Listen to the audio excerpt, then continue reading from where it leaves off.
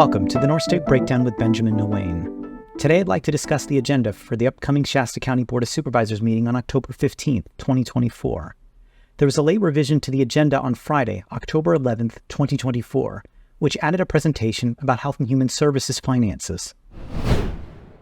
The first regular item on the agenda, R1, is a proclamation designating October 2024 as Breast Cancer Awareness Month, sponsored by Supervisor Kevin Cry. This annual initiative aims to raise awareness about breast cancer and emphasizes the importance of regular screenings.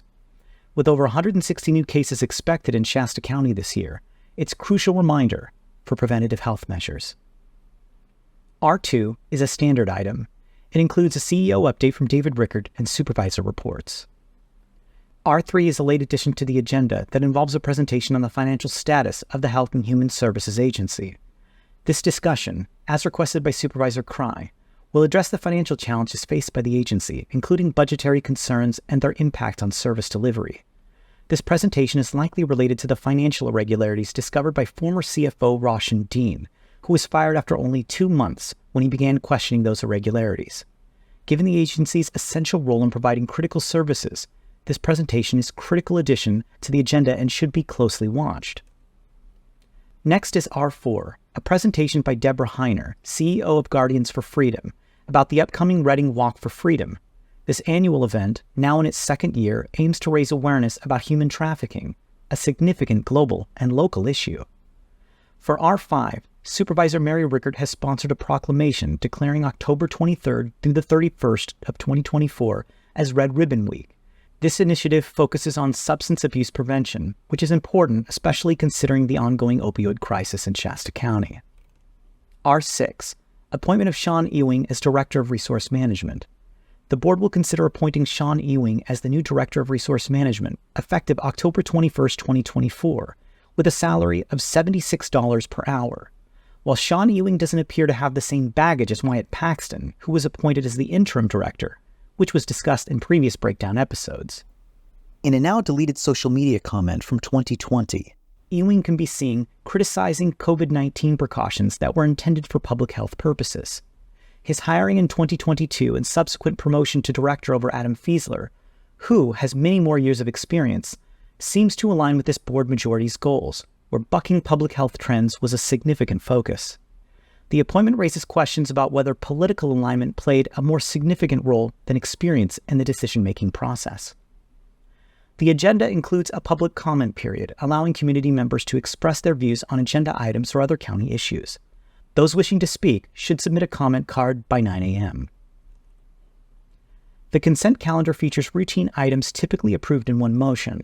Here are some key highlights. C1, appoint Darren Butterfield and reappoint Rick Danielson to the Halcombe Public Cemetery District Board of Trustees. C2, approve the minutes from the September 24th and October 1st, 2024 board meetings. I'd like to revisit a couple of items in those minutes from these meetings. During the September 24th meeting, the board rejected a motion to form an ad hoc committee to develop a funding plan for the $39 million opioid settlement. Supervisor Rickard, who voted against that rejection, raised concerns that excluding her from the planning could indicate politically motivated efforts to limit her influence, especially considering her experience with the opioid crisis. In fact, the breakdown attended Matt Plummer's opioid settlement meeting on October 10th, 2024, where various community members and officials discussed potential strategies for allocating the settlement funds to combat the opioid crisis in Shasta County. Also memorialized in the minutes was a board discussion regarding using the transient occupancy tax funds for tourism marketing. Auditor-Controller Nolda Short questioned whether the county would see an adequate return on investment.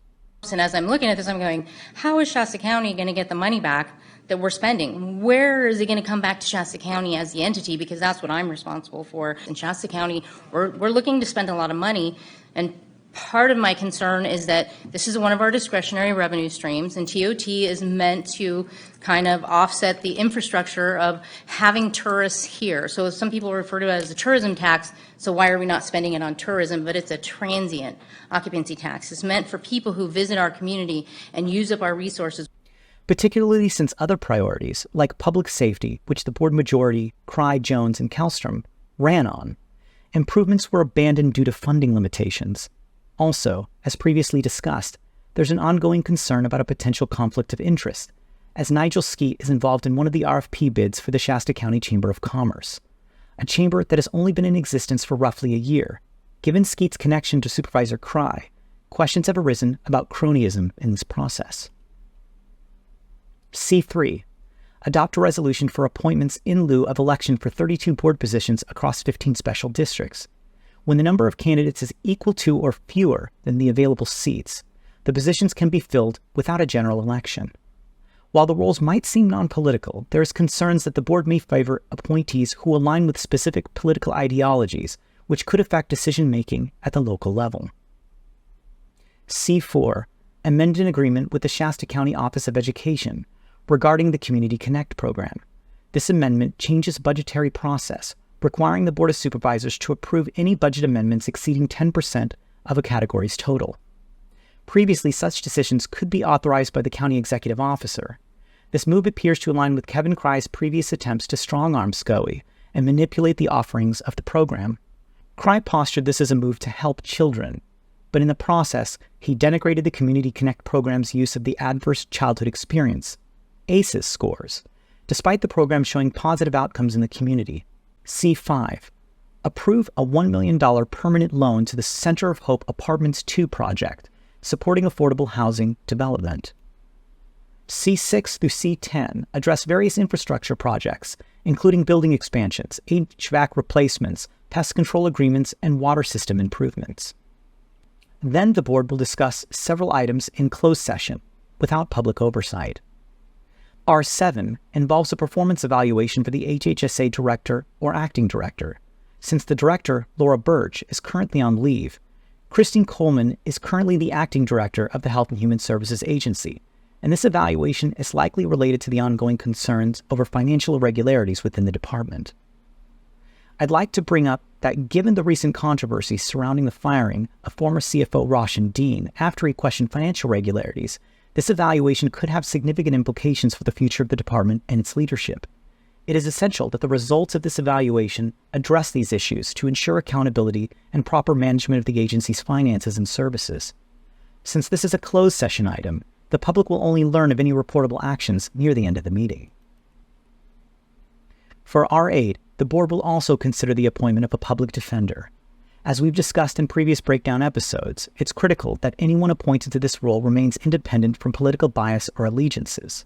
The public defender's role requires a commitment to providing fair and unbiased legal defense, which makes the political neutrality of the candidate even more important, especially given the recent political tensions within the county.